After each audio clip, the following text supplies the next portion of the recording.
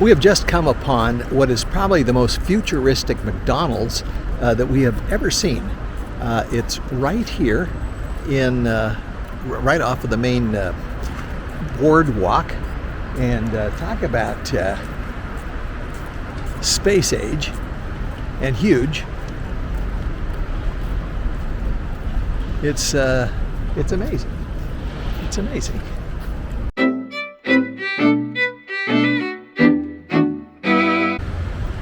So here's the entrance to this most incredible one of the most incredible McDonald's we've ever seen.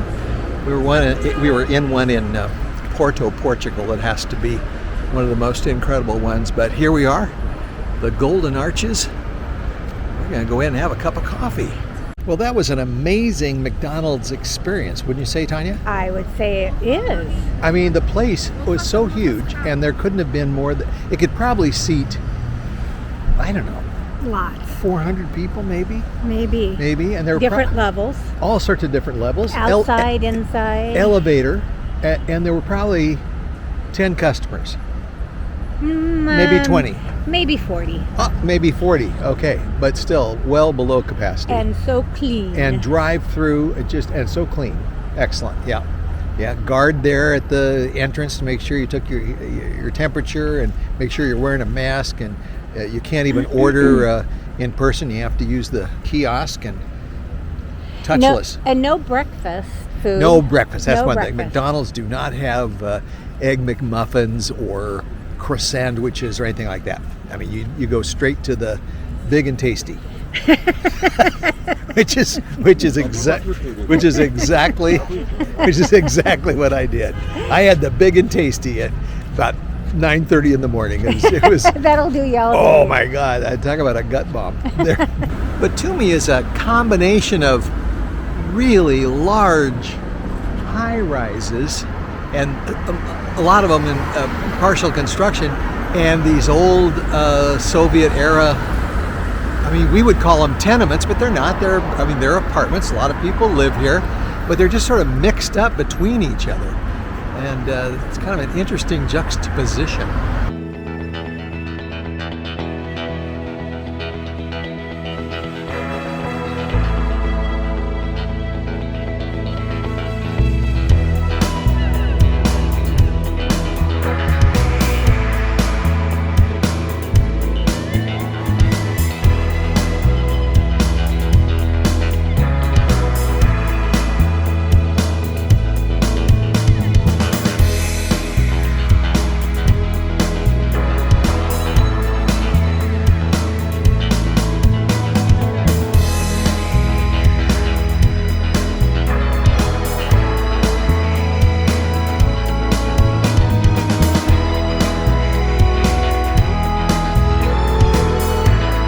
So in strolling back to our apartment, we noticed this sign. It's really interesting.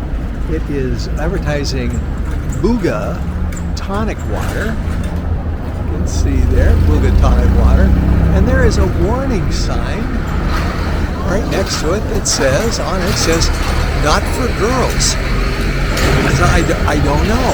I don't know what the deal is. So girls, don't drink this stuff. It's bad for you.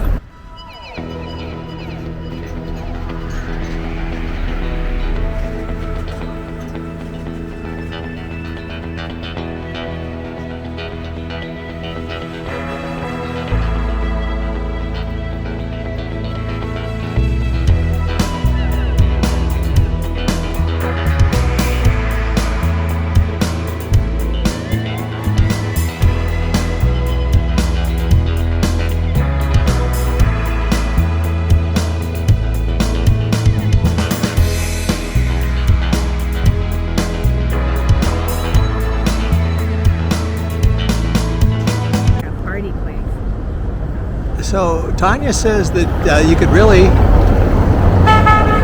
fix this up.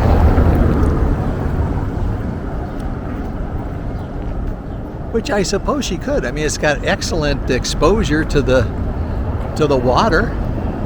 Landscaping isn't too bad. I'd say there's lots of redevelopment opportunities here in Batumi. And then, of course, just a little ways away is this ginormous new building, resort building, under construction. It's absolutely incredible. It's like Waikiki on steroids. We're on the Batumi cable car this morning, riding up to the top of the hill. It's a 2.6 kilometer ride. Goes about a breathtaking 5 meters per second. That's max. So that's like 0 to 5 meters in a second. It just takes your breath away. Okay, let's pipe down and just show you what it looks like.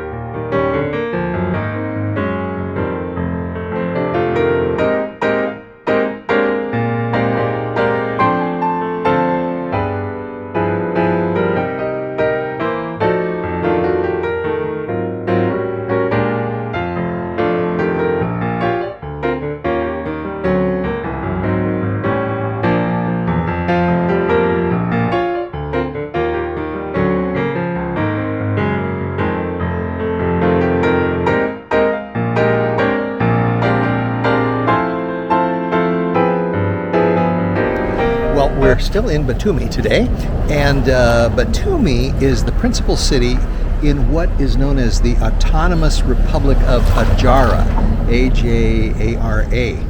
And I don't completely understand the history of that. I'm going to do a little research on it, but they have a number of buildings that say, one of them was we just passed it, the Supreme Council of Ajara with a guard and all this stuff. They have their own flag. They don't have their own currency. I'm sure they don't have their own postage stamps. I imagine they don't have an army, but they call themselves the Autonomous Republic. But there's no border control or anything like that. So we're going in right now into the Ajara Museum, and let's see if we can answer some of these questions for ourselves and for our viewers.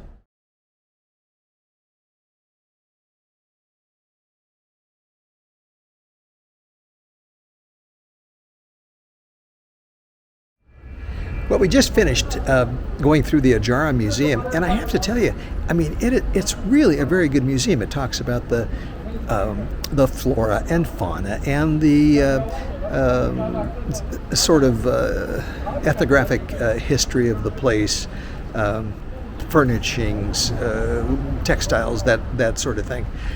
It does, and some of the history, but it doesn't go into any of the recent history, and that's what I'm more interested in. So I'm going to do a little bit more research, and we'll fill you in.